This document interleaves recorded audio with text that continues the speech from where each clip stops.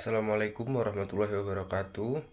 Nama saya Ahmad Alfiandi dengan NIM C1B022199, Prodi Manajemen kelas R005, dan saya di sini akan menjelaskan tugas manajemen mutu terpadu yang diampu oleh Bapak Bambang Purnomo SEMM. Dan pada tugas kali ini saya akan menjelaskan alat-alat TQM atau Total Quality Management. Latar belakang, Total Quality Management atau TQM merujuk pada penekanan kualitas yang meliputi organisasi keseluruhan, mulai dari pemasok hingga pelanggan. TQM menekankan komitmen manajemen untuk mendapatkan arahan perusahaan yang terus-menerus ingin mencapai keunggulan dalam semua aspek produk dan jasa yang kesemuanya penting bagi pelanggan. Selanjutnya, alat-alat TQM. Yang pertama yaitu ada lembar pengecekan atau check sheet. Lembar pengecekan adalah suatu metode terorganisir atau formulir yang didesain untuk mencatat data. Dalam banyak kasus, pencatatan dilakukan sehingga pada saat data diambil, pola dapat dilihat dengan mudah. Lembar pengecekan membantu analisis dalam menentukan fakta atau pola yang mungkin dapat membantu analisis selanjutnya. Selanjutnya, ada contoh lembar pengecekan. Di sini contoh di bawah ini menunjukkan suatu perhitungan jumlah daerah di mana cacat terjadi. Cacat terbanyak terjadi pada jenis produk C pada jam ke-8, yakni sebanyak 4 kali. Kemudian pada jenis produk A pada jam pertama dan ke-7, serta produk B pada jam ke-8. Selanjutnya, alat-alat TQM yang kedua yaitu diagram sebar atau scatter diagram. Diagram sebar menunjukkan hubungan antara dua perhitungan. Ia merupakan sebuah grafik nilai sebuah variabel dihadapkan dengan variabel lain.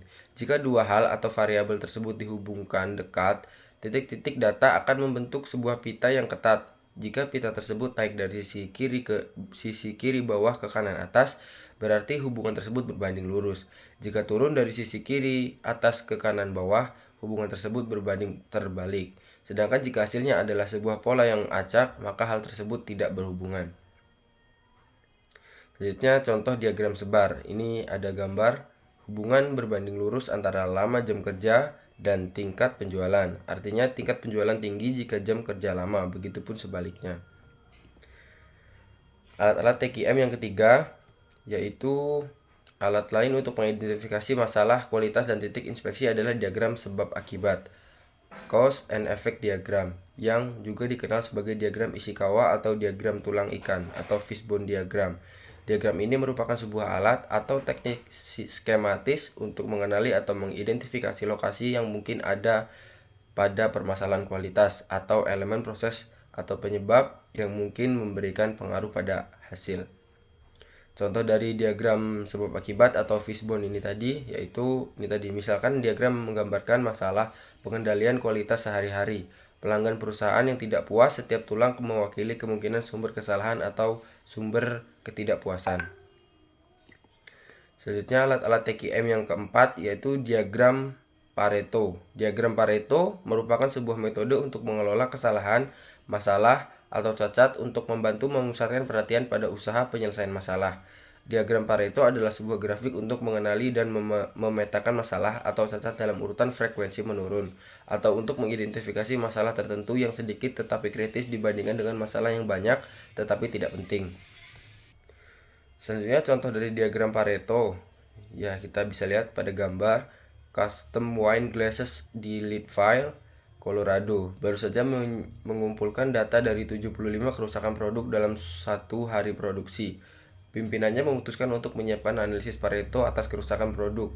Data yang diperoleh adalah goresan 54, kropos 12, kontaminasi 3, dan lain-lain 2. Dan alat-alat TQM yang kelima yaitu diagram proses atau diagram alir atau bisa disebut juga dengan flow chart. Diagram alir atau diagram proses dirancang untuk memahami serangkaian kejadian yang dilalui suatu produk.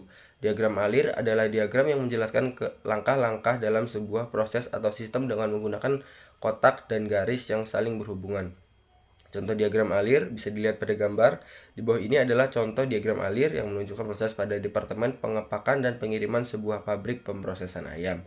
Bisa dilihat di sini. Dan alat-alat TQM yang ketiga yaitu histogram. Histogram menunjukkan cakupan nilai sebuah perhitungan dan frekuensi dari setiap nilai yang terjadi. Dengan kata lain, histogram merupakan sebuah distribusi yang menunjukkan frekuensi kejadian sebuah variabel. Histogram menunjukkan peristiwa yang paling sering terjadi dan juga variasi dalam pengukuran. Dan contoh dari histogram itu ada pada gambar.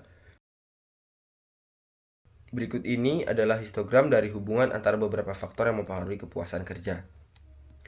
Alat-alat TQM yang ketujuh atau yang terakhir yaitu pengendalian proses secara statistik atau statistical process control atau biasa disebut dengan SPC, yakni diagram untuk memetakan nilai sebuah statistik dengan waktu pada sumbu horizontal.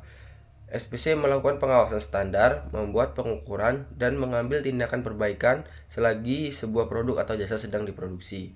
Dan ini adalah contoh dari diagram SPC. Mungkin itu saja penjelasan dari alat-alat TQM pada tugas kali ini. Saya ucapkan terima kasih dan semoga penjelasan dari saya dapat membantu rekan-rekan sekalian. Saya akhiri, wassalamualaikum warahmatullahi wabarakatuh.